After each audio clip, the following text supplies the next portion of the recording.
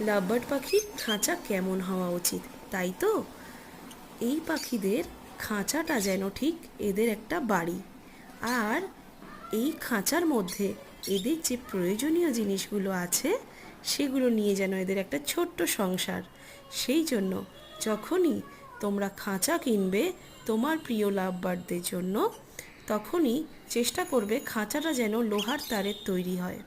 আর এতে লক সিস্টেমগুলো যেন যথেষ্ট ভালো হয়, বারবার করে দেখে নেবে।